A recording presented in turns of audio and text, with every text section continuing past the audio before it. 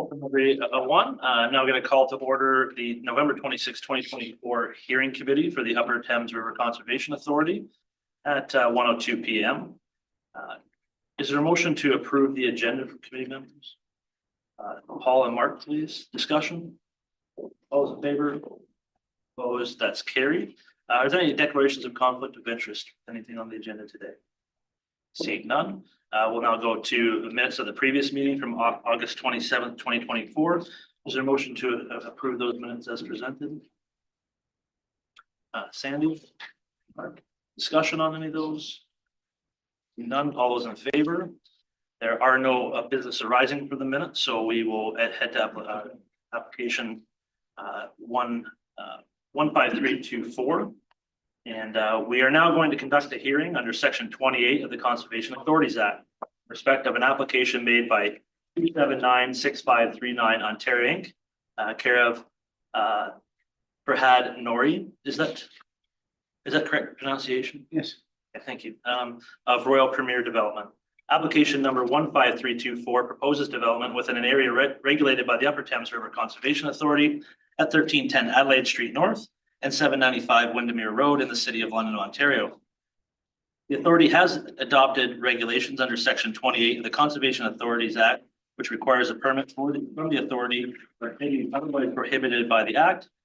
The authority may issue a permit if, in its opinion, the activity is not likely to affect the control of flooding, erosion, dynamic beaches, or unstable soil or bedrock, and the activity is not likely to create conditions or circumstances in the event of a natural hazard might jeopardize the health and safety of a person's or results in the damage or destruction of property. The staff have reviewed the application materials, and a copy of the staff report has been given to the hearing committee and the applicant in advance of the meeting. The Conservation Authorities Act, Section 28.15 states, an authority shall not refuse an application for a permit or attach conditions to a permit unless the applicant or the permit has been given the opportunity to be heard by the authority. In holding this hearing, the hearings committee has determined whether or not to issue a permit with or without conditions. In doing so, we can only consider the material that is before us, the staff report, such evidence as may be given, and the submissions to be made on behalf of the applicant. The proceedings will be conducted in the Statutory Powers Procedure Act under Section 5 of the Canada Evidence Act. A witness may refuse to answer any question on the ground that the answer may tend to incriminate the person or may tend to establish his or her liability to a civil proceeding at the instance of the Crown or any person. The procedure in general shall be informal without evidence being given under oath or affirmation. If the applicant has any questions to ask the hearing committee or authority, they must be declared to the chair, directed to the chair, which is myself. I will ask staff in a moment to introduce the participant. We'll do that first. If staff can introduce the participants at the hearing. So we'll start with this way, and then we'll work our ways around the table. Make our way through. Hello, Brent Fisher, Manager of Lands, Facilities and Conservation Areas. Jenna Lane, Manager of Environmental Planning and Regulations. Tracy Annick, General Manager. Christy Kent, Planning Coordinator. Joe Gordon, Regulations Coordinator. Jessica Schneitman, Land Use Regulations Officer. Christine Creighton, Land Use Planner. Sandy Levin, representing City of London on the hearings committee. I am a citizen appointee to the Upper Thames, and I am a member of its hearings committee. Mark Schreibenberg, City of Woodstock City Council member, and appointed therefore to the UTRCA and then from there to the hearings committee. Paul Mitchell, Councillor for Township of Zora, and a member of the board and the hearings committee. Dean Trentowski, Deputy Mayor of the Municipality of West Perth, representing West Perth on the Upper Thames board, currently serving as Vice Chair of the board and serving on this hearing committee. I'm Brian Petrie. I'm current Mayor of Ingersoll and been on the board since 2016 and serving as the current chair and chair of the hearings committee as well.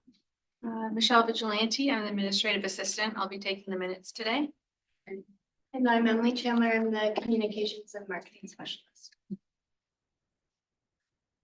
I'm Adam Spargo, we're resources specialist with Matrix Solutions, and we prepared the flood impact assessment for this project. Minori from Royal Premier Developments, run operations. Farhad Nouri, President of Royal Premier Development. Nick Dajak, I'm a professional planner with Strict Baldwin Mones. I'm Ryan Frous. I'm a civil engineer with Strict Baldwin Mones too. Excellent. Thank you very much.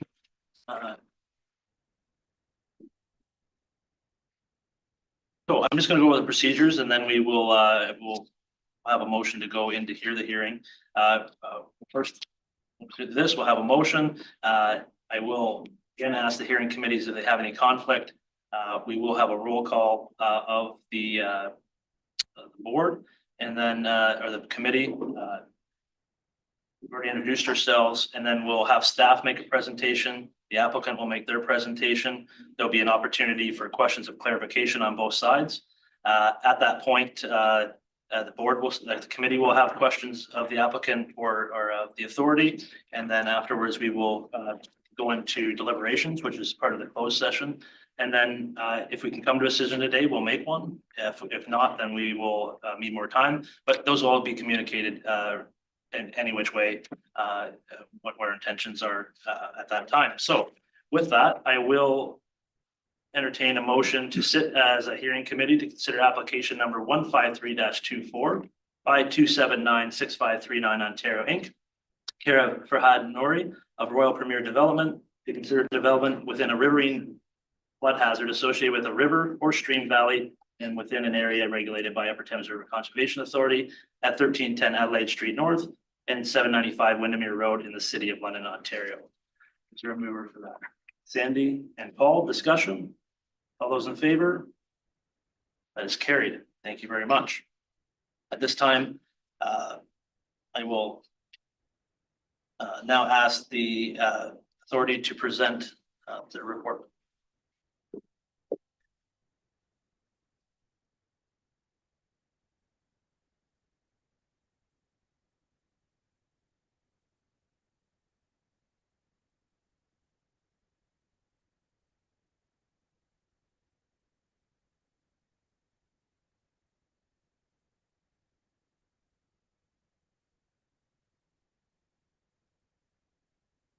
Thank you, Mr. Chair, and to the members of the community and staff and applicants representatives today. I'll now present the staff report.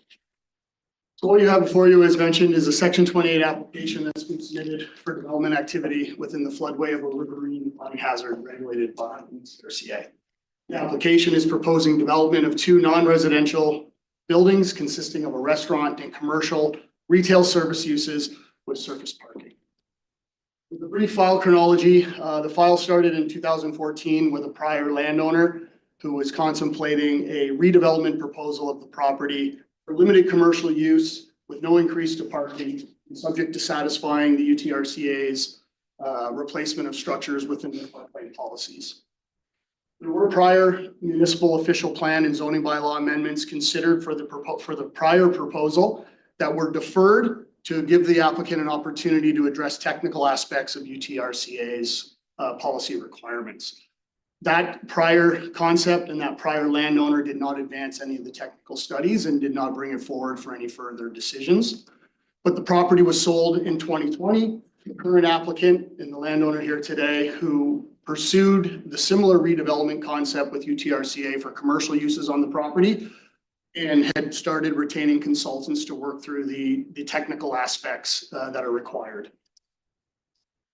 In 2021, staff did offer an approval in principle approach to have the applicants bring forward their proposal to the hearing committee for consideration prior to a decision of the municipality on the official plan or zoning bylaw amendments for those decisions.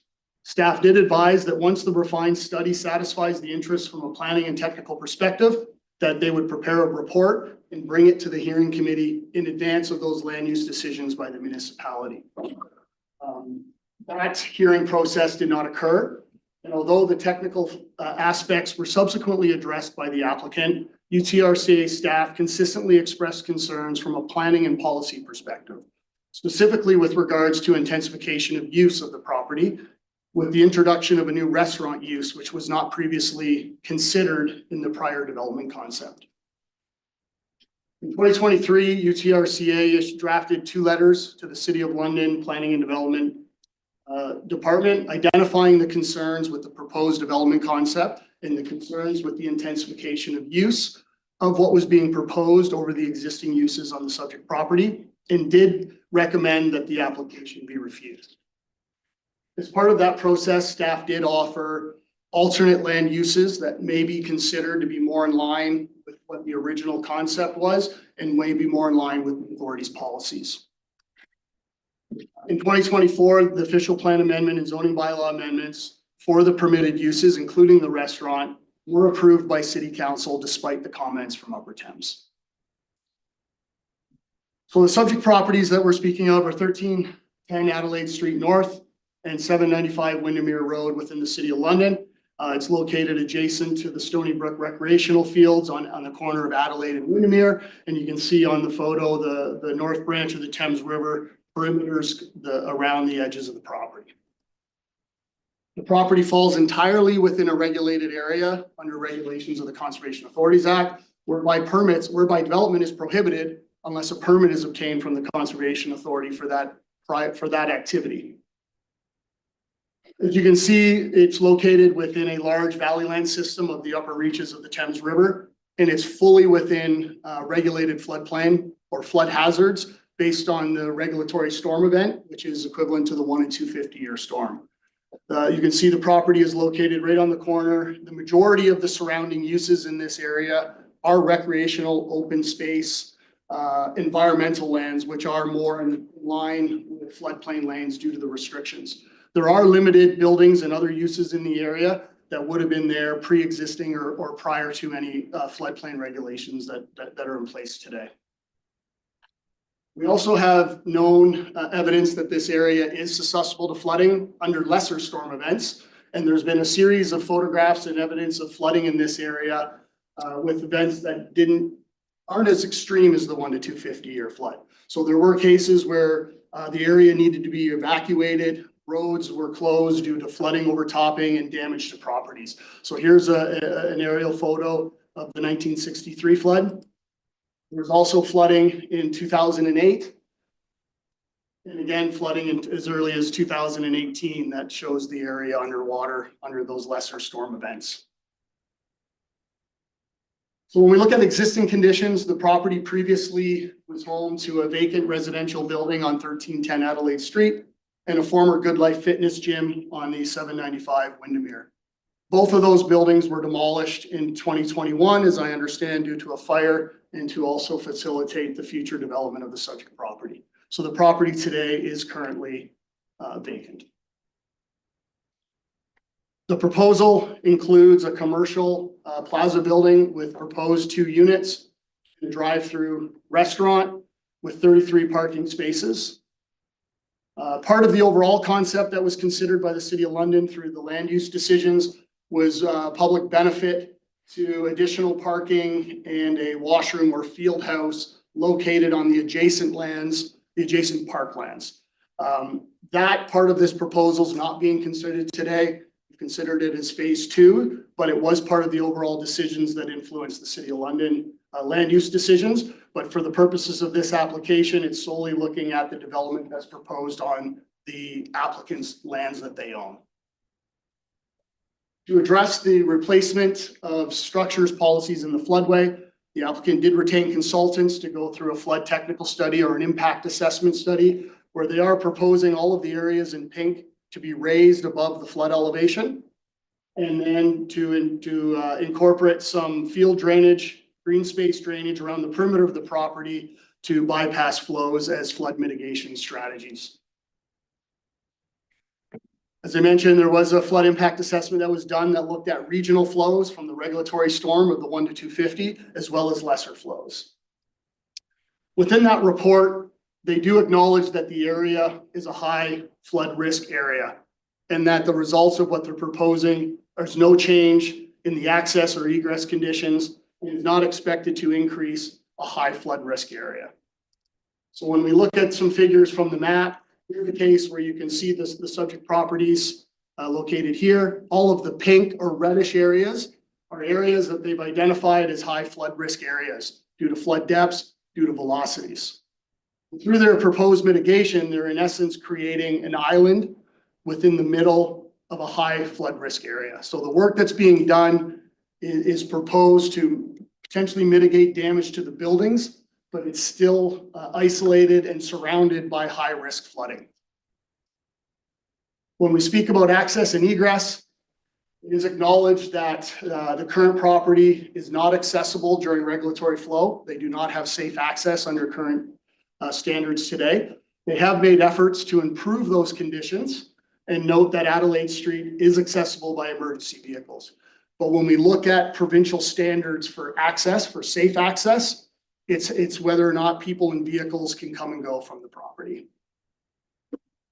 So again, looking at the access constraints, here's an illustration that shows the provincial standards for safe access. One of the criteria we look at is flood depths. So flood depths that exceed 0.3 meters or 30 centimeters would not meet the definition of safe access. So you can see on this illustration map within the matrix report, all of the blue areas are 0.3 meters or less.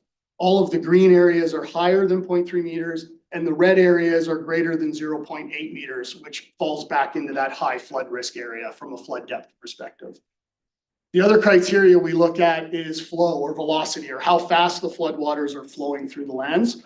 And in this graphic here, you can see all of the cool areas, the blue and the green areas, are all below that threshold of 1 meter per second.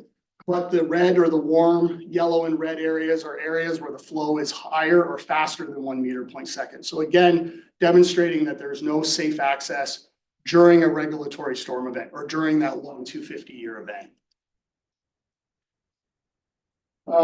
The matrix flood impact assessment is recognized that it's an engineering study, and they do acknowledge in the report that they didn't address the one policy requirement for intensification.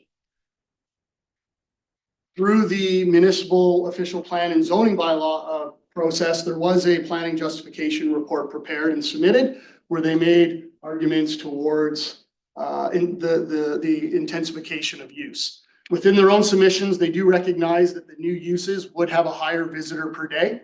They do account that they would be there for a less duration or maybe lower occupancy limits within the buildings, but they do acknowledge the proposed uses would have higher visitors per day.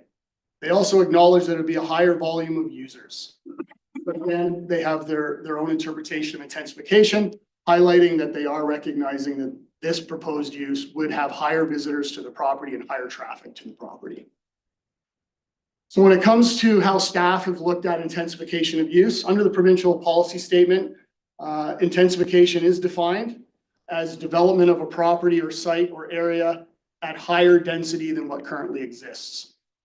There are some OLT cases with the Ontario Land Tribunal where decisions suggest that consideration of both intensification and density should extend beyond traditional metrics due to restrictiveness. And the idea of measuring intensification through increases to service provisions is also suggested in case law decisions.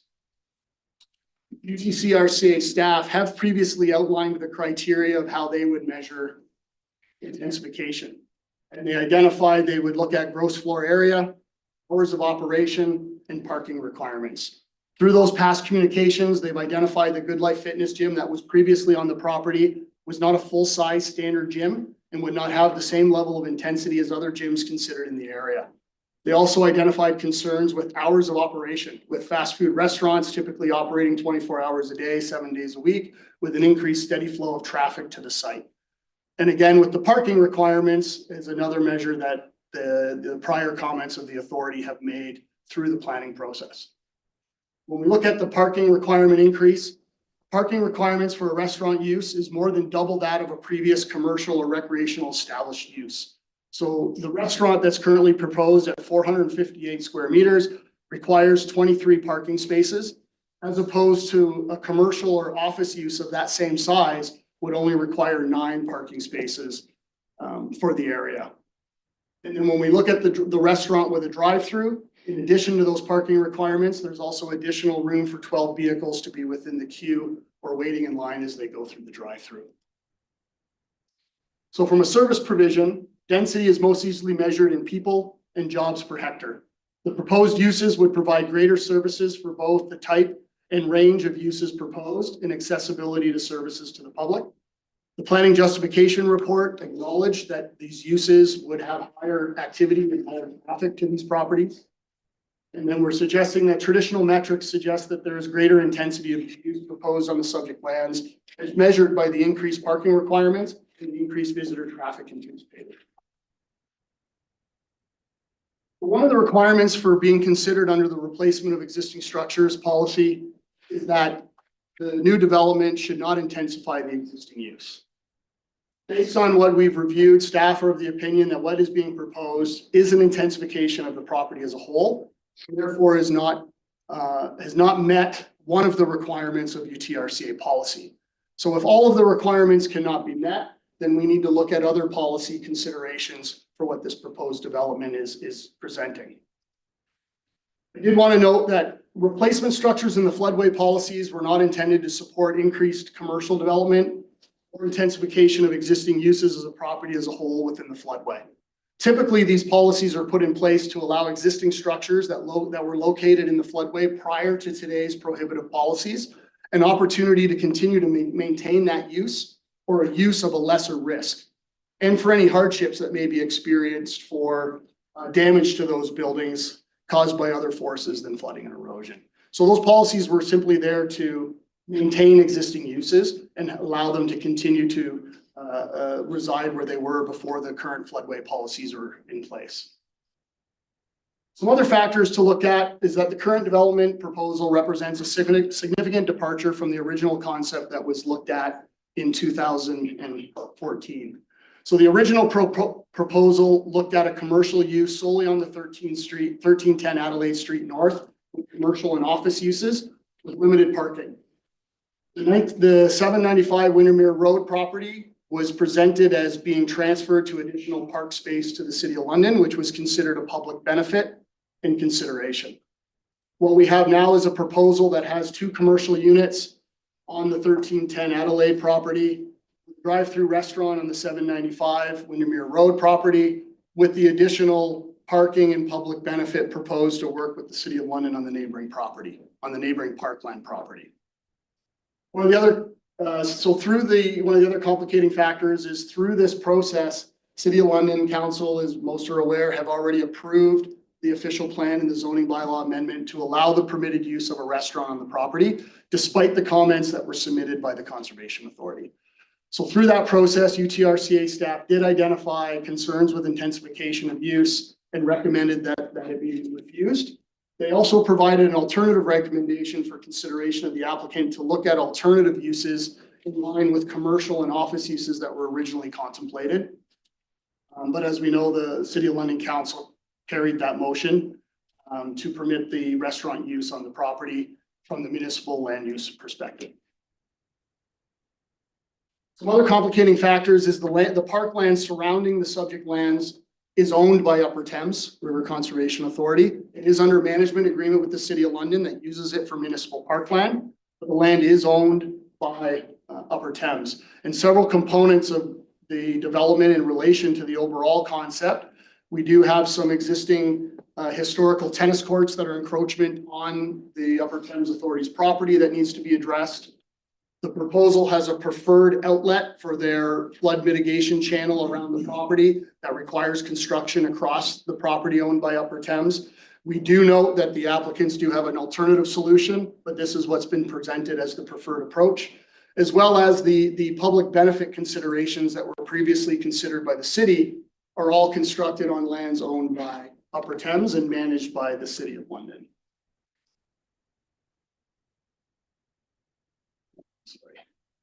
So now when we look at areas of non-compliance, as I mentioned, the original concept that they were moving through with this application was applying the policies under the replacement of structures in the floodway, where replacement structures may be permitted, provided that all of the following requirements were met. And they've done a job to work through and check off all of those requirements. But the primary concern right now is the use within the replacement structure and or the property as a whole is not intensified.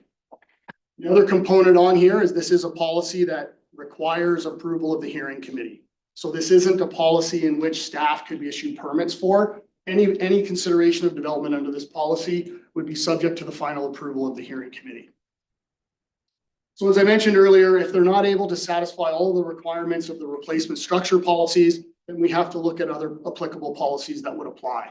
And if we looked at this from a new development perspective, there's clear policy direction in the policy statement that says development shall be directed away from areas of natural and human-made hazards where there's unacceptable risk to public health or safety of the property damage and not to create new or aggravate existing hazards. I do note there has been a change in provincial the PPS. It's now referred to as the provincial planning statement, which was approved, I believe, just a few months ago. And I'm making references to the old PPS because it was the time of the application was under the old PPS. But I do note that under the new provincial planning statement of 2024, these policies were unchanged. So whether we're looking at the 2020 provincial policy statement or the 2024 provincial planning statement, these policies remained unchanged aside from a new section or a new number.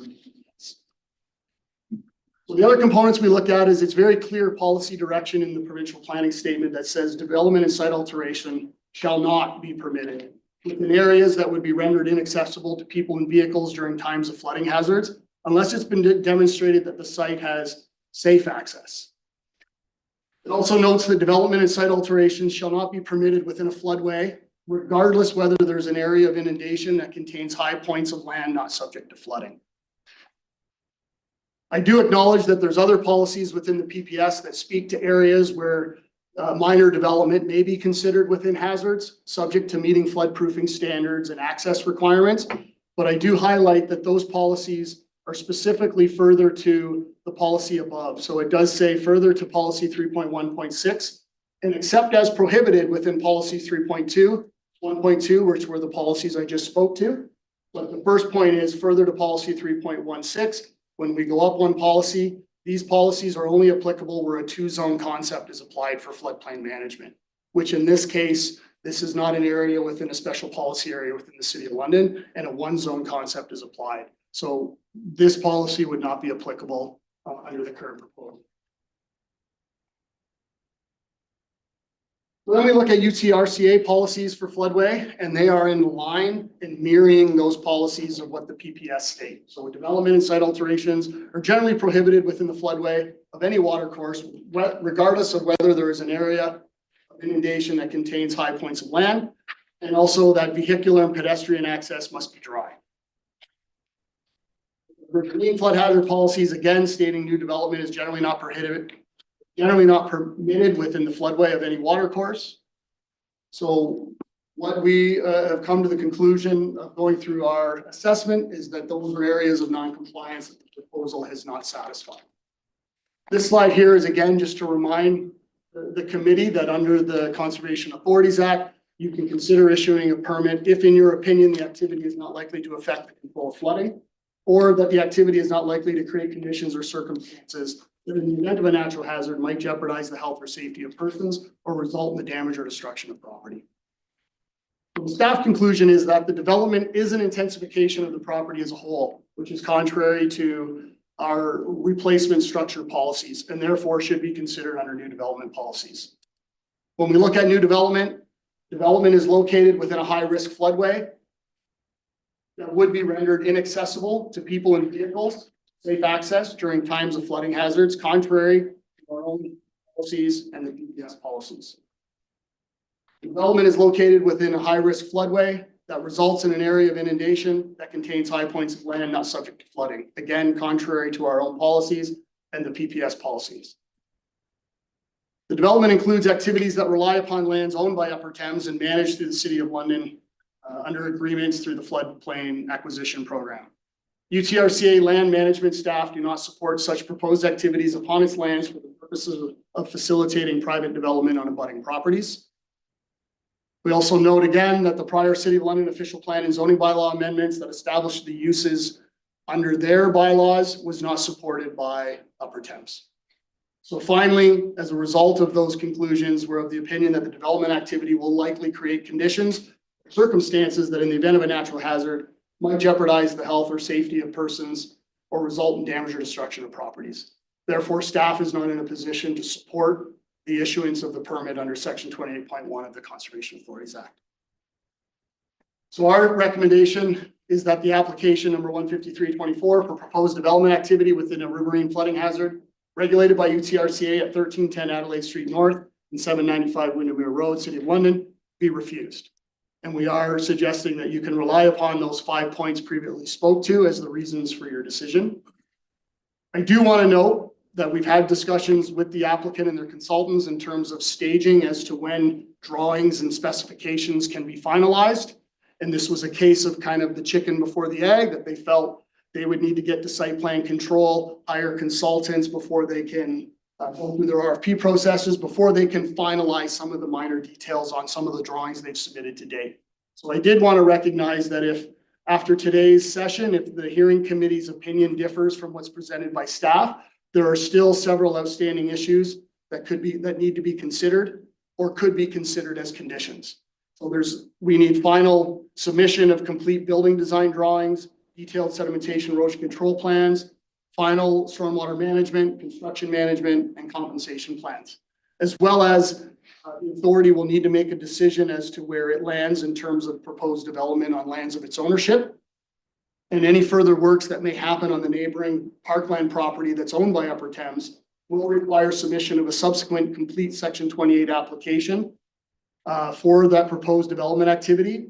And it would include written landowner authorization as part of that complete application requirements. So these are some things that the drawings have not been brought forth to a design level that's satisfactory to staff. And if the board is of an opinion to go a different direction than the staff recommendation, still some outstanding issues that would need to be addressed moving forward. So that ends my presentation on the staff report. And I'm happy to answer any questions or turn it over to Nick with the applicant. Yeah, at this time, I would like the applicant and or their agent to present their material, and then we'll have questions.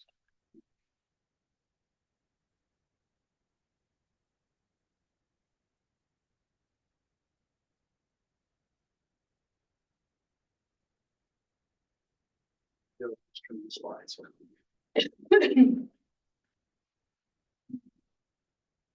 Chair and committee members. My name is Nick Dedrick with Strict Bowling Moments, and that was a very thorough presentation, Mr. Gordon. I was very thankful. So I've provided a short slide set as well, just to go over some of the items that we wanted to discuss with you today. Hold or no? You can control it, yeah.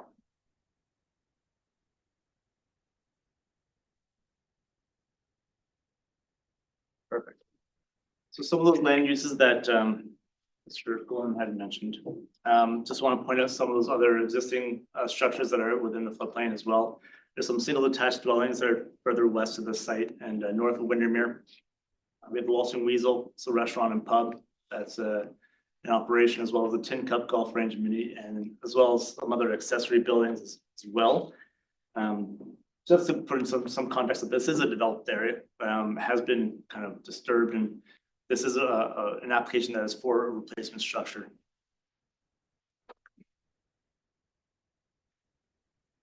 So specifically on the site, it was alluded to that there was a fire that had taken over the single family home in 2021. And then the existing fitness center was also demolished at the same time in 2021 because it was vacant, underutilized, and kind of falling apart at that point in time. So the site has been cleared. But as you can see on the site, access to the single family home was directly from Adelaide Street. Access to Windermere Road was via a shared access to the gravel parking lots east of the site as well. So that the parking lot was essentially an overflow parking lot for the Nautilus Center. And part of the agreements that was referred to in principle, part of that shared parking was referred to that parking lot that's right next door that the Nautilus Fitness Center had been using previously. So there was a lot of history on this file, as Mr. Gordon went through. There are a few items that we might not agree with and might be a little different in terms of our memory. There has been a lot of people involved in this application as well. A lot of planners, a lot of UTRCA staff, a lot of city planners that have been involved since day one, which started 8 years ago, maybe more, depending on when New York was starting on the pre-consultation stage. But here's our list of the progression of where it happened. It's being in 2016, an application for the zoning bylaw was submitted. But at that point in time, there was no floodplain analysis and some of those technical items were still outstanding. So in 2020 or 2018, Royal Premier Homes had acquired the land and retained a floodplain specialist to review the site. And at that point in time, it was agreed to and documented from the City of London, UTRCA staff, that the floor area of 985 meters square was considered suitable for replacement structures. And then, as I mentioned, the parking that was next door, 68 of those could be located on the site in terms of public benefit, so that you could have a total of 77 parking spaces on the site. And those additional lands to the east could be either improved upon as well or relocated as part of the whole public and benefit package. And I mentioned in 2021, when the application was underway, there was technical studies, a fire had happened and the buildings were removed. The rezoning application was continued further with more review, more discussions, iterations of the draft plan, the site plan and the different building configurations. There have been multiple design options and has been reiterated through UTRCA, through city staff. The design layout that we have has come from recommendations from staff, not developer led. So some of those items I'll get to in a bit. And then finally in 2023, the floodplain assessment was accepted by the UTRCA staff. We were able to move forward with a rezoning application because that was one of the key indications from staff that they would not process the zoning application until that floodplain impact assessment was accepted. And 2024 was approved by City Council with a zoning bylaw, which I will get to further. So the comparison of the two sites from 2016 to now, there's a few changes. And as I mentioned, there was some technical items that kind of led the site concept to be the way that it is. Initially in 2016, that building was located right next to Adelaide Street. All the commercial uses from an urban design perspective was great. Access to the 4-lane arterial roadway, and all 77 parking spaces directly abutting, with a whole bunch of land to the east, I guess would be to be used for parkland dedication. However, no floodplain impact assessment was done and nothing was done in technical nature to show that it works. In 2024, the site looks a little different. There was additional road dedication requirements, and the floodplain assessment also identified the need for divergent channels to be located around the building. That would improve the site as well as for the flood proofing. Also improve some of the velocity issues coming from Windermere Road in the case of a flood. But some of the items that remain intact was the floor area that was agreed to back in 2016, which was the 980 meters square of replacement building, and the number of parking spaces from 77 to the west to the 2016 version to now has been essentially cut in half. Only a maximum of 33 parking spaces with the drive-through lane as well.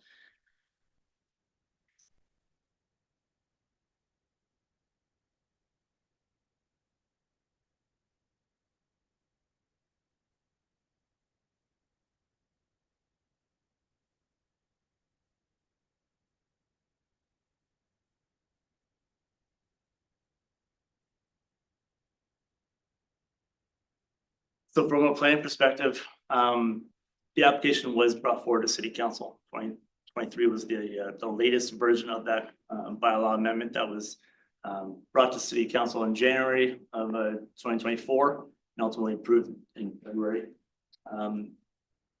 was alluded to that staff had recommended an alternative list of land uses for council to consider. That was not approved. They went with the original list of land uses.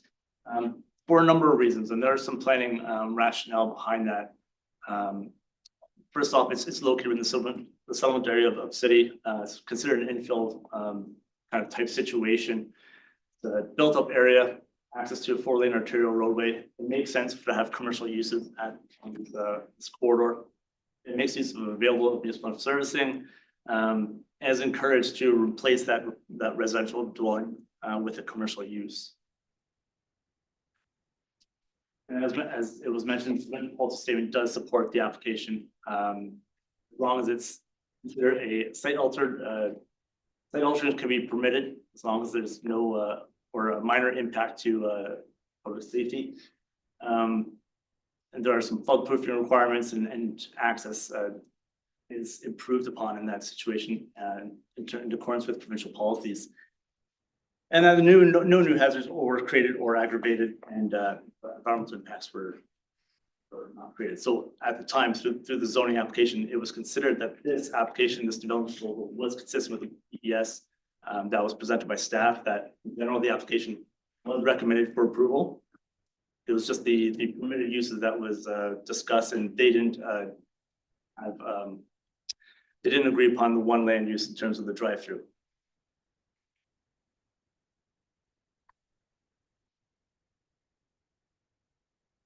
But in terms of the UTRCA policy, in terms of the structures in the floodway, the development and the discussions have been consistent from 2016 through to 2023, up until this last report, that this development would proceed under the replacement structures policies. It was intended to be a replacement of the buildings. They were demolished through the process 4 years ago now.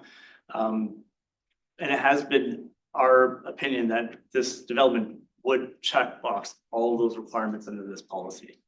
So the site could be flood proofed. There's modeling that has been indicated and has been accepted by UTRCA staff in December.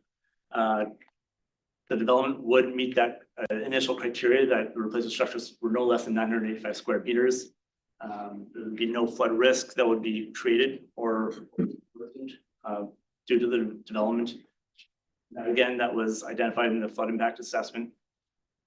And then there would be improved access. So from day one, it was always known that Adelaide Street is underwater during the regulatory event. This access was approved upon, or could be approved upon for the site. And then there's a replacement of that residential dwelling as well. And again, it would utilize the existing infrastructure that is given to that property to date.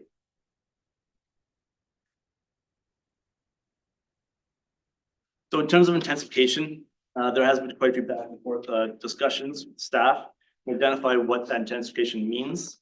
There was quite a bit of rationale that was provided through the plan justification report, but also offline as well, trying to get an understanding of what that policy is intended to do.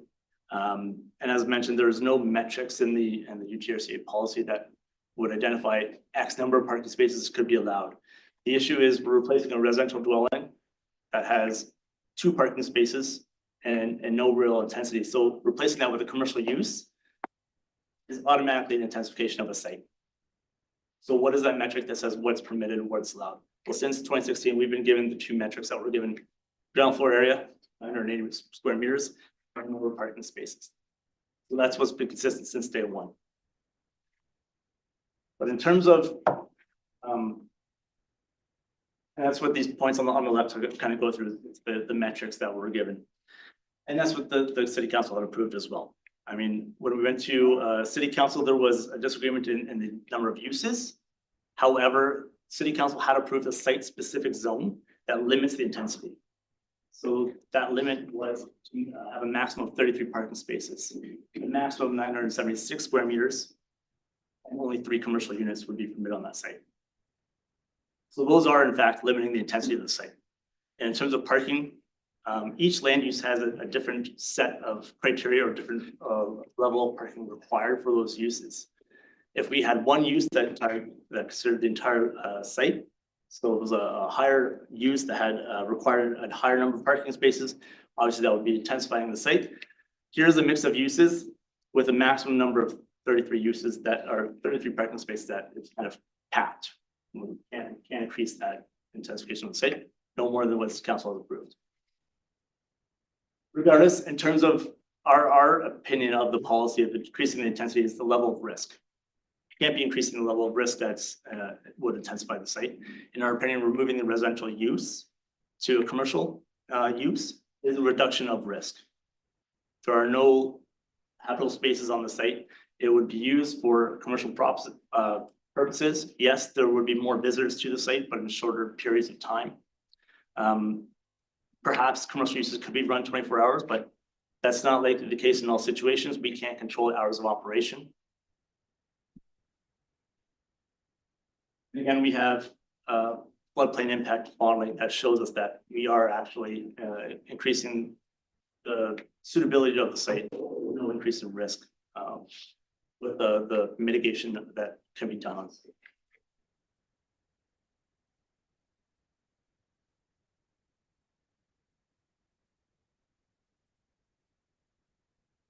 So generally in conclusions, proposed development has had a long, extensive history. There's been exhaustive efforts to meet the requirements and check off the boxes for UTRCA staff and City of London staff. Been a lot of turnover that has made that challenging in some opinions. But ultimately, we can demonstrate that the site can be flood proofed, it can be mitigated to be safe. We have improved access and egress to Adelaide Street that is dry during a 1-in-100 event and can meet provincial policies. We can demonstrate that the use is suitable for the area. It allows some activity to be on the site that has been previously disturbed. And again, City Council has approved the site in agreement with the suitability of the site and its commercial use on this location. With that, I conclude. And on your screen here is the list of members that can answer questions. Does that include the presentation from the applicant? Very much. With that, staff and the Conservation Authority, staff and the Conservation Authority's agents may question the applicant and or their agent if reasonably required for a full and fair disclosure of matters presented at the hearing. And if we go further, that as per the Statutory Powered Procedure Act, a tribunal may reasonably limit further examination or cross-examination of a witness or to satisfy the examination of cross-examination has been sufficient to disclose fully and fairly all matters relevant to the issues in the proceeding. So I guess the layman's term of that is this is for clarification and it's not for debate. It's just to make sure that everybody's clear on the information that's presented to the hearings. Does staff have any questions of the applicant information presented? No, I don't believe so. Okay. The same goes for the applicant to the Conservation Authority staff or their agent. And same rules. It's for clarification of the information that's presented to make sure that there's clarity. We have questions. We have questions. Absolutely. Thank you very much for taking the opportunity and allowing us to present our project. I'm the only one in this room has the history of this project. I've been getting involved from 2019 until today. And unfortunately, the plan has been changed and the engineer has been changed, the consultant been changed. I'm the only one sits in the room have history about this project. So I spend a lot of time, a lot of hours with my consulting, communicating with city staff and UTRCA and so on and so forth. I have 4 items, which is I captured it from Joe's presentations. The first one is deviation from the original application, which is, I think we put them in our presentation. If you look at the original application by York Development, if you look at the zoning required by York Development, we are way below that zoning. I have a list of the zoning required. If you don't mind, I'll just show, I have it. This is from their record as well. So just to be clear, there's a question for the authority. Yes, I just want to make sure they said we are deviating from original zoning. So we are not deviating because the zoning in principle, they reviewed from May 1st, there was 11 zoning requirement, including restaurant, including medical, office, pharmaceutical, restaurants, all those zoning being requested within York Development's application. When you look at our zoning, we removed the offices, we removed the medicals, we removed the daycares, we removed the pharmaceutical from our offices based on the communication, which is I have the communication with between me and my consultant and UTRC and city. We removed all these zonings in order to satisfy the zoning requirement. So I'm not sure where is this deviation from original requirement. So that's number one. Number two, parking requirement. I'm just gonna pause there and then Yes. if there's anything staff would like to answer that or provide an answer to that or. Yeah, I think from my understanding of reviewing the file, and again, we do acknowledge there's been staff turnover on this, so I wasn't the staff person at that time. But my understanding of the file was the original uses were commercial office space. I did see at some point considerations for daycares and things like that, but the Upper Thames did provide comments to the City of London saying that wouldn't be consistent with PPS and couldn't support it. So I think part of some of the early on concepts that I understand was that at that stage, it was simply that, it was a concept. And it never got through the detailed design aspects to the level of what you've taken it, because they never did the studies and never did it. So in terms of what was presented at that time in the early concept, it was our understanding to be office and light commercial uses. And that was the concept that staff were working with when they were willing to consider that proposal. So from day first, originally, if you look at the email exchange, UTRC and the city, they both in principle agreed about that principle. With all respect to Joe, he's new on the file. I'm not sure how much work he did. If you look at the file from the history from day first until today, I have a tons of emails. I have a tons of communications with the city and with the UTRC. They accepted it in the principle that application. And then on 2021, which is Joe's email presentation says, I presented it two concepts showing what we need, because based on the modeling we came up with, we have to remove the unit from the corner to the middle. So we came up with the two concepts in 2021, which is they accepted it. We showing the drive-through, we showing the buildings. And from that day until 2024, we're working on that concept. We didn't change the concept. It's the same concept. Just for clarification, the committee can only consider the information that's provided during the hearing. So if that information's in there, we'll consider it. If it's not, then that's something that we will not consider. But if you have another question, please. The second question is about the parking. Again, the parking from day first, both UTRC and city, they agreed to transfer 77 parking to the new applicant, the commercial area. Today, we reduced it to 34 plus 12, 44 parking. So we did not increase the number of the parkings. So it's documented it as well in there in ours. And if they have any questions, I can answer about that as well. Is there a question though in that? That's the question. We got the parking 77 from day first. If you look at all the communication between York and them and us after that, it is agreed to 77 parking to be in this development area. And then based on city requests, staff requests, they say reduce these number of the parking. We reduce the number of the buildings and we reduce number of the parking to 44. Is there a response to that question? Yeah, I think from the parking standard, we did acknowledge that in the staff report that there was prior agreements made through the City of London process of 77 parking spaces. I think what you saw on their presentation tonight was 33 of those on the subject lands. But what we showed on our presentation was the additional amount of that parking is shown on the 815 Windermere Road. So there's another 91 plus parking spaces that were, so if I could clarify, 68 of the parking spaces that are on the neighboring parkland that was being used by Good Life, through those discussions with the City of London, was allowed to apply those 68 parking spaces to this development. So that's how they got 77. There was 9 parking spaces suited to what was existing development, but the city and through staff acceptance accepted 68 parking spaces that were on the neighboring parkland that were facilitating use for the prior Good Life Fitness. So that's how they got 77.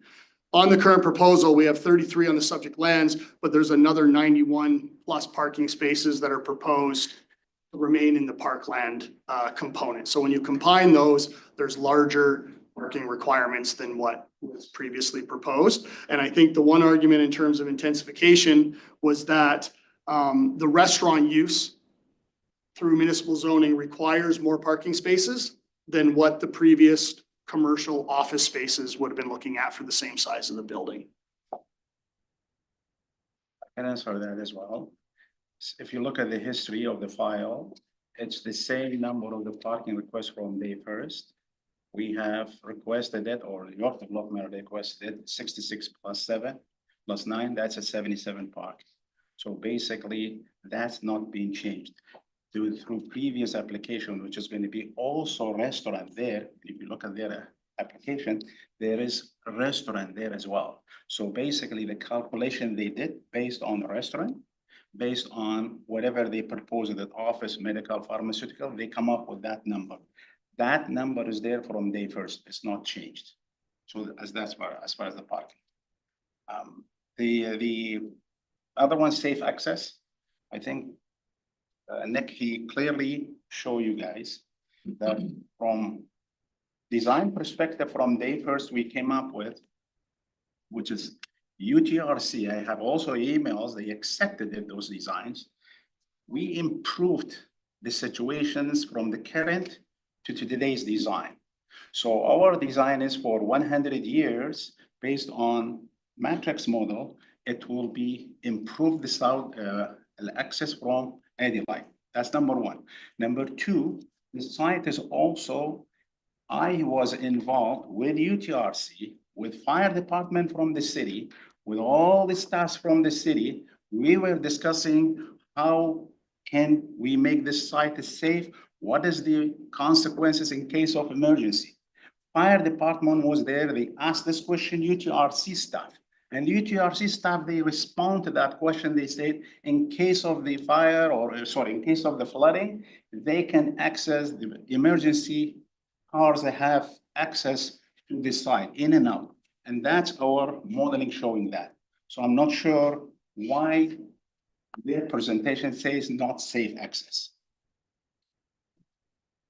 I can answer that as well through Mr. Chair. So again, I acknowledge that through the replacement structure policies and as presented by Mr. Dijek as well, they've clicked all those check marks except for intensification. That was the piece that I felt didn't meet it. And if they can't meet intensification, then we look at other policies for this area in terms of development. And under those development policies is where safe access is required. Under replacement structures, there are considerations for existing infrastructure and things like that. I didn't raise that as non-compliance under that policy perspective. But because they can't meet all of the replacement structures policies for intensification, we now have to look at other development policies in the floodway, and that's where it speaks to safe. And through our own internal policies, that's where it speaks to dry. And the difference between dry and safe access is dry access is the road is raised above the flood elevation and there's no floodwaters in the event of a flood. Safe access as defined by provincial access standards is that 30 centimeters or 0.3 meter depth plus 1 meter per meter second velocity. So that's what they define, the province defines as safe for access by people and vehicles. And again, sorry, for safe access, Adam can speak about it because he's the engineer. He did the 2D modeling. And he assured and he approved in his 2D modeling, the access is available in 100 years. The access is going to be available for emergency cars in 250 years. So basically, all up to 100 years, the access is available. For 250 years, for emergency access is available. That's number one. Number two, the building itself, as you can see, from 2D modeling result we come up with, this is going to be very complicated project for us to build this safely. So we're raising the building about 2.3 above the sea. So we're raising the building and the, any structure is there, all is gonna be safe. That's showing our report by engineers and by 2D modeling. So when we say there is a damage or cause issues through the flood to the health and safety of the public or the building, our TD modeling, our engineering, it says vice versa what they say in their report. The site is going to be 100% dry, safe, flood proofed. We need to emphasize that for the building and the public in that subdivision. We doing it.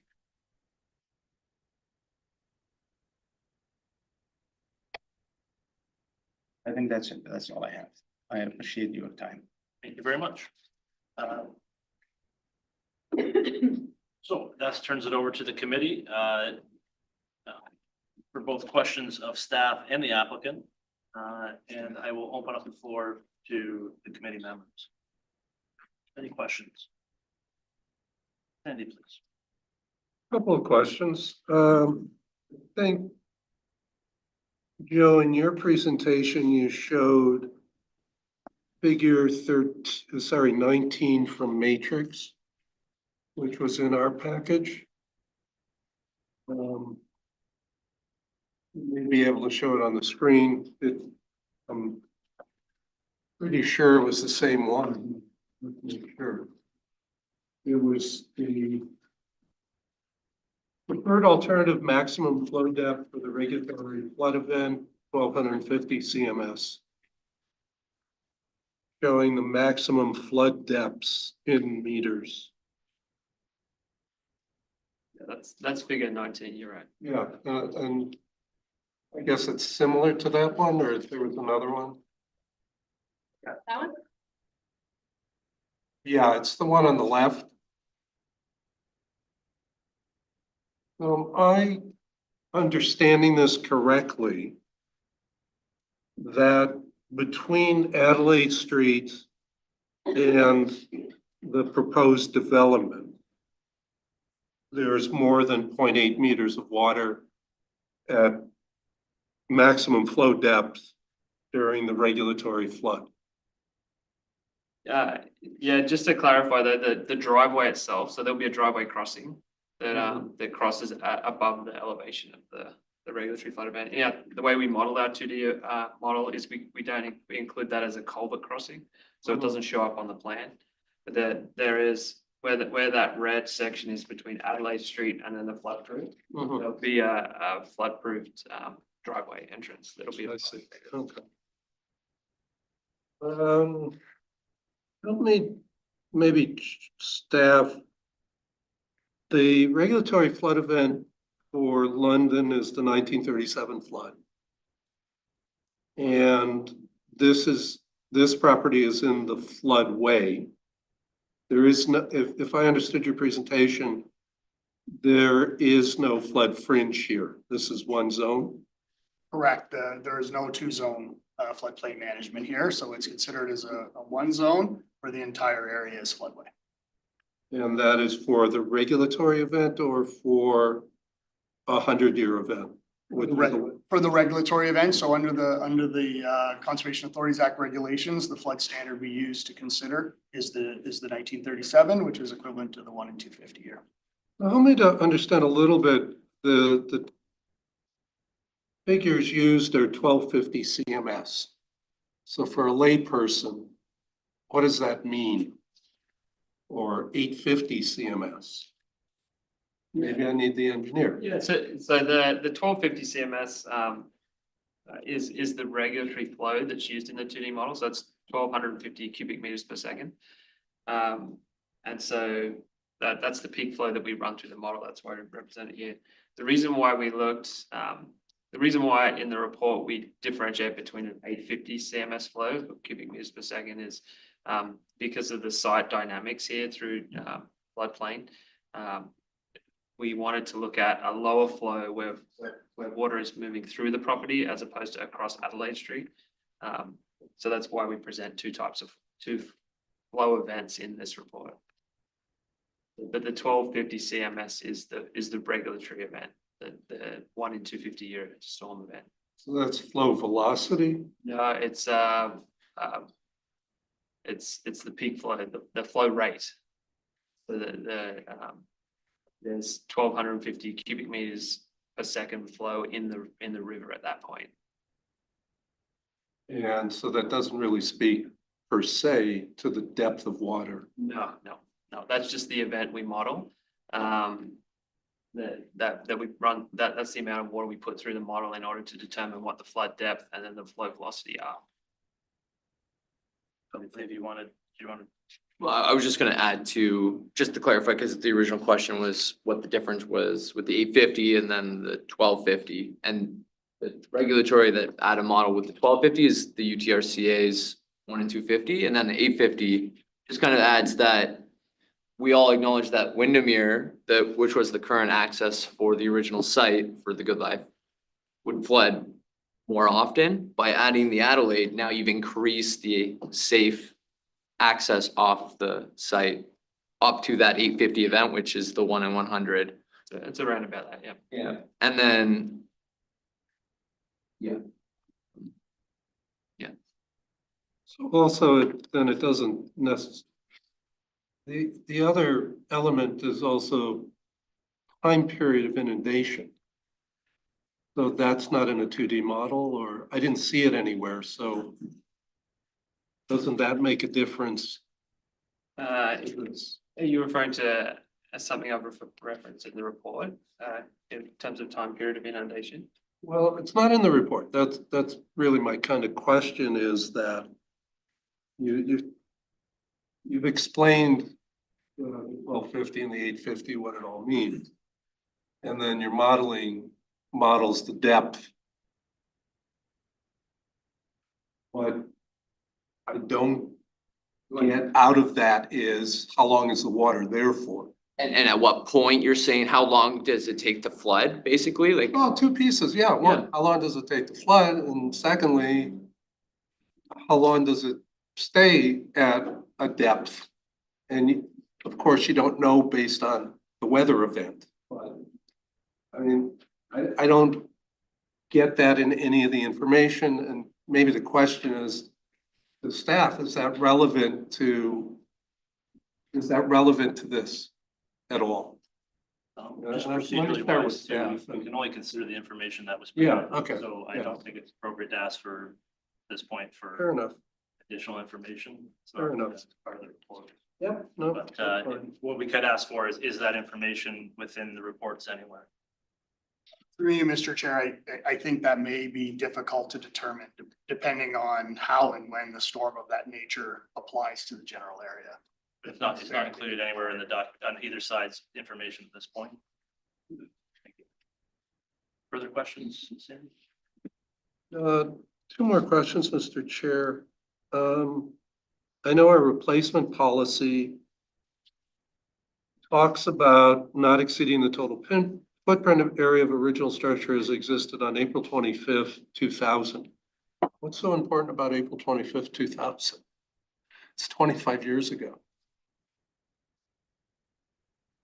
Or I see Karen in the back, or I see Tracy. I'm allowed to answer questions. April 2000 was the year when we started to have modern aerial photography. So we've used that date so we can assess through aerial photos any changes to buildings or structures.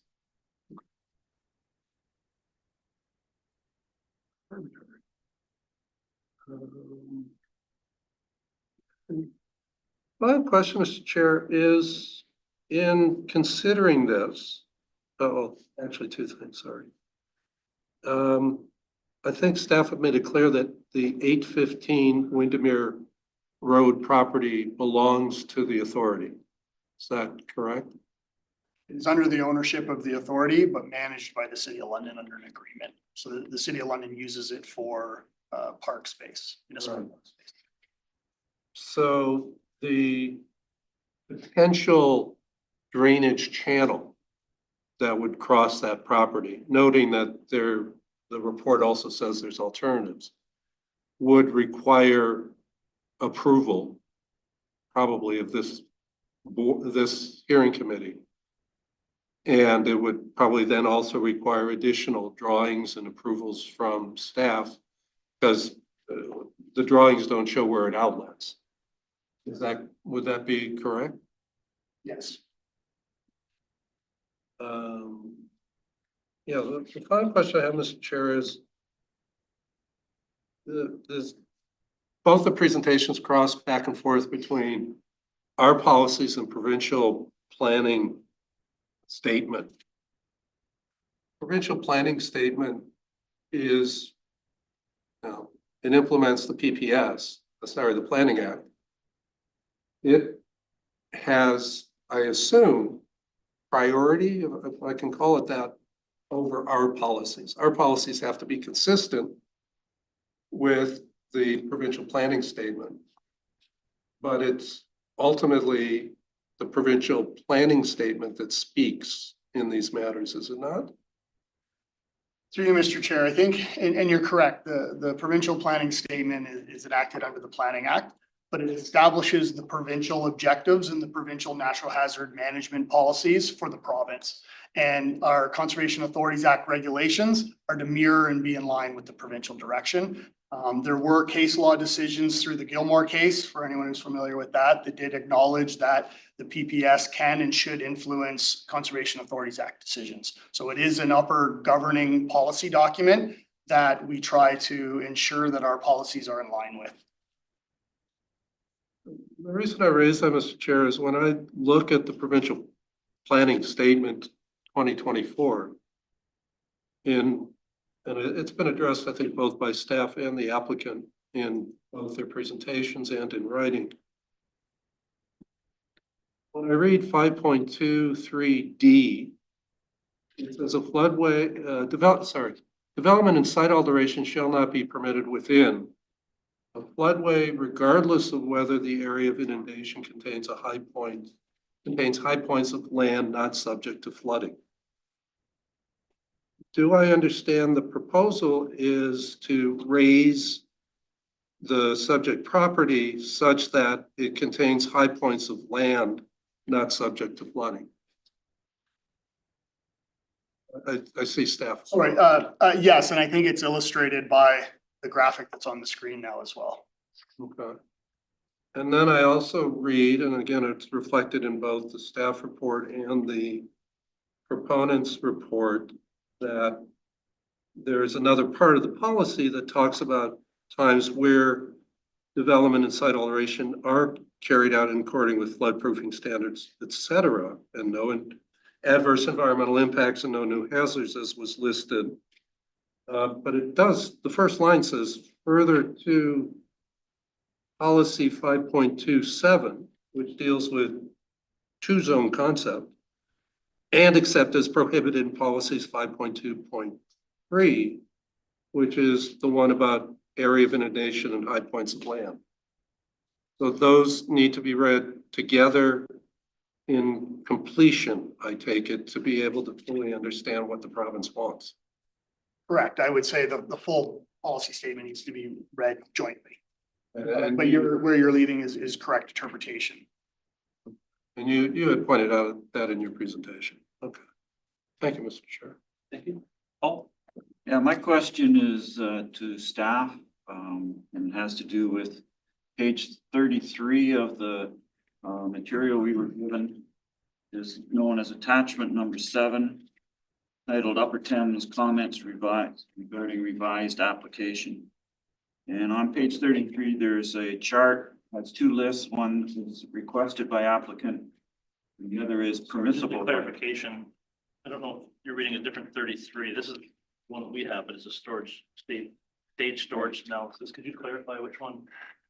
It's 91 pages in the entire report, and I'm on page 33 of that entire report. So that would be, yeah. That's 7 of 8. 7 of 8 on the bottom. So that's from the 2003 staff report. We just have that on screen. That way everybody's. Yeah. Oh, yeah. Yep, page 33 of the entire package. Yeah, it was the Attachment number 7. it was Stephanie's report from 7 of 8. 2023. Attachment 7 is that one. Now, if keep seeing top there, it says 27 of 91 up top. Yeah. Yeah. Go to page 33. Attachment 7. Perfect, thank you. Does everybody have that? What I'm looking at is the chart. Okay. Scroll down. Yeah.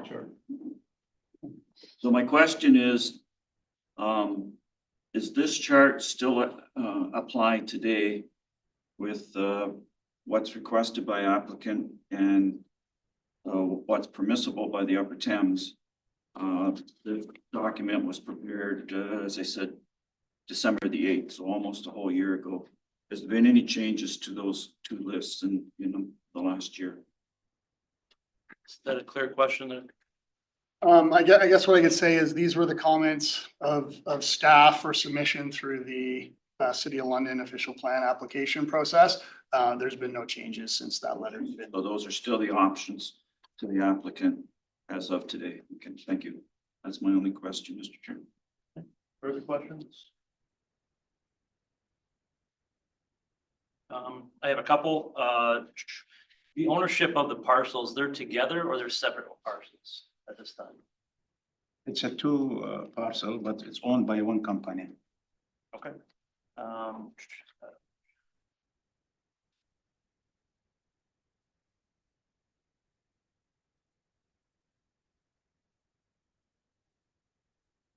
I've bad habit putting comments and questions together, so it's like.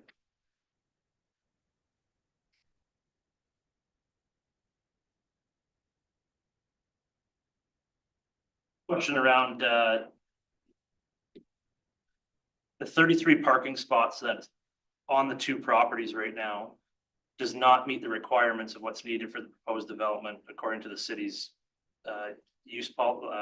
zoning policy. Is that correct? You require parking outside of that? Sorry, what was it? Sorry, how many parking spots does it, regardless of where they're located, how many parking spots does the development need to meet the difference amounts for the uses that you're intending? 44. It's 44. So there's 33 on site. That was 33 on site, plus they consider parking within the drive-through stacking lane as well. So there's additional 12 parking spaces on the site. So that's what the site requires. In terms of the different land uses, I mentioned this, like each land use has a different set of criteria. It was suggested that you use only uses that have a certain number of parking spaces associated to that use. However, that's not reasonable. That's not good planning.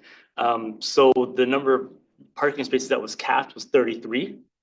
Regardless of what uses you use on that site, you can only have 33 parking spaces, and it's up to the market or the developer to be aware of that. Okay, so the zoning said there's 33. You can't go over that requirement. Correct. And that's an effort to cap the development on the site, yeah. Okay, so the land that is owned by UTRCA is not required for parking to meet the development. No, it's not. That's the same question to staff. Is that the same interpretation?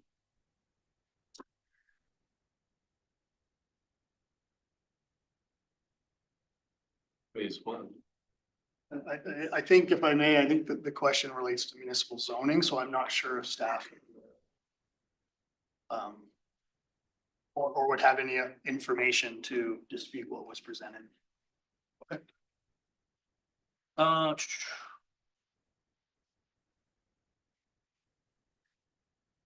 So there are two separate properties here still under one ownership, but one was a residential use and the other one was commercial use. And I know we talked about interpretation, but I'm thinking from a legal non-conforming standard that, you know, a use is a use, but changing that use is something like the footprint is one thing, it's important, and the other thing is the actual use that's been there for a while. I'm wondering do our policies speak, our floodway replacement policies speak to, it speaks about to intensification, but does it speak to maintaining a certain use that's on the property? Or is it changing the use in any way? Or does it just speak to intensification from, when staff takes that into consideration? Thank you, Mr. Chair. I'm just pulling up the policies in front of me, so make sure. Yes. I guess the question I would have as well is that, the residential property that was there, the structure that's replacing it is the same size or a different footprint? It's my understanding through the process that the discussions between UTRCA, the applicant, and the City of London agreed upon what structures that were previously existing could be used to group the maximum gross floor area. So that's where they came up with 980 square meters based on the different structures that were on the property. Because there was a residential building, there was a gym building, but there was also auxiliary buildings. That there was a previous agreement that they would combine all of those finished floor areas to come up with one gross area. Is that agreement consistent with our policies? I don't believe our policy speaks to that. It just speaks to gross floor area. So it was mutually accepted by prior staff.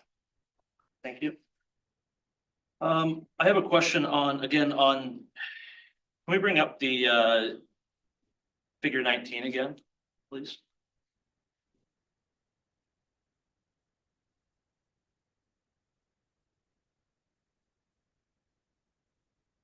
It's page 27.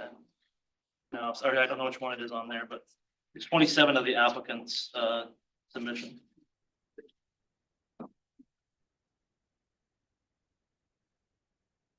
Chair, if I may, I just want to clarify the past statement that I made regarding gross floor area. Our policies speak to it in a manner that says the proposed structure must not exceed the total footprint. So it doesn't speak to gross floor area, it speaks to footprint. But again, that was agreed to by staff through the process to accept gross floor area.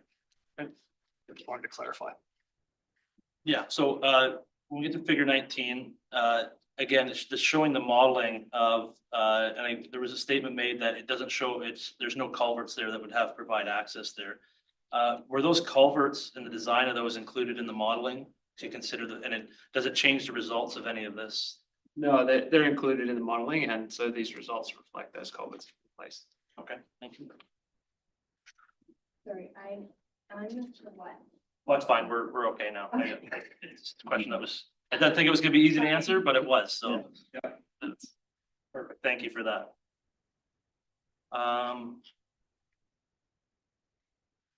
Is there any other questions? Okay, I'm just gonna make sure that just want to hold the floor up for anybody, and everybody's time here is valuable, so I want to make sure that we're official.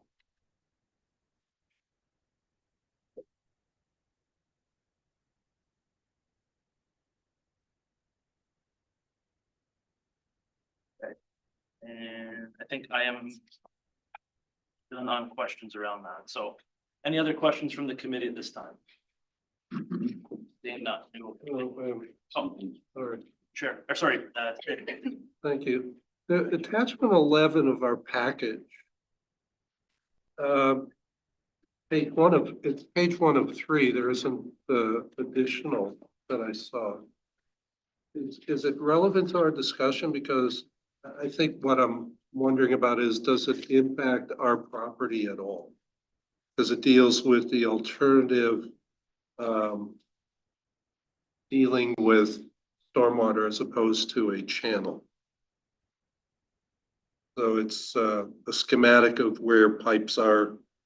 It doesn't, well, there are existing pipes across our property, but my assumption is it has no additional impacts on our property if the second option is approved.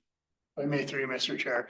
We did pose the question regarding the outlet, and this was an email response where I believe that shows the municipal infrastructure in the surrounding roads, and the applicant's consultants have identified that if needed, there may be a potential alternative to outlet that channel to the municipal sewers and not construct a channel on UTRCA land. I don't know how much that's been vetted through the municipality or our engineering staff, but they've identified there is a potential alternate option to avoid the channel construction on UTRCA lands. And it only speaks to phase 1, which is the subject of this hearing, as you pointed out earlier. Okay. Thank you. Okay. One last call for questions. Seeing none, so now that that's over, I will, is there anything, last call for anybody would like to, any questions on either side? Excellent, seeing none. The hearing committee will now move into deliberations. In the event hearing committee is able to make a decision within a reasonable length of time, the hearing committee will reconvene the hearing and announce its decision. Or in the event that the hearing committee wishes more time within which to consider its decision, the hearing will be adjourned and the applicant staff will be advised that a decision will be made by the hearings committee, which decision will be communicated to both the applicant and staff. So yes, so after we go into close, we never know how long these are going to take, so I'm not going to make a prediction, but you are welcome. We have a beautiful building here. You're able to stick around for as long as you wish until it closes. We're not done, but we will certainly be in touch with any decision that the committee makes when it does so. But with that, I will ask for a motion to be carried to go into deliberations. Second by Paul, discussion. All in favor? Opposed? That is carried. And we will ask that Mel be here and we will. Do I get to keep this? Absolutely. All right, Brian. I finally threw away the one from the 1990s. Can I just leave this on the table in front of you just to get a little better audio? Sure. Sorry, guys. Thank you. You're back live. Back live. Thank you very much. The committee has reached a decision and we rise from our deliberations and ready to report. And so with that, the committee has passed the motion that application 153-24 for the proposed development activity within the riverine flooding hazard regulated by the UTRCA at 1310 Adelaide Street North, 795 Windermere Road, City of London, be refused for the following reasons. One, the development is an intensification of the property as a whole, contrary to UTRCA replacement structures in a floodway policy 4.2.2.6C3. Two, the development is located within a high-risk floodway, A, that would be rendered inaccessible to people and vehicles, i.e. its safe access during times of flooding hazard, contrary to UTRCA floodway and riverine flood hazard policies 3.2.3.14 and 3.2.1A and 4.2.2E and PPS policy 3.1.2C. B, the results of in an area of inundation that contains high points of land not subject to flooding, contrary to UTRCA floodway policy 3.2.3.12 and PPS policy 3.1.2D. The development includes activities that rely upon lands owned by the UTRCA, managed by the City of London under agreement, floodplain acquisition program. UTRCA land management staff do not support such proposed activities upon its lands for the purpose of facilitating private development on abutting properties. The prior City of London official plan and zoning bylaw amendment OZ 8709 to permit the proposed land use was not supported by UTRCA staff, UTRCA. And 5, therefore, the development activity will likely create conditions or circumstances that, in the event of a natural hazard, might jeopardize the health and safety of persons or result in the damage or destruction of the property. So with that, official correspondence will be sent to the applicant, and as well as notification of their ability to appeal under the process. And so with that, our business is concluded here today, and I thank everybody for participation and community members for being a part of it. So thank you very much, everybody, and we have already adjourned, and so we are ready to. So move for adjourn. Paul, Andy, all in favor? Opposed? That is carried. Thank you.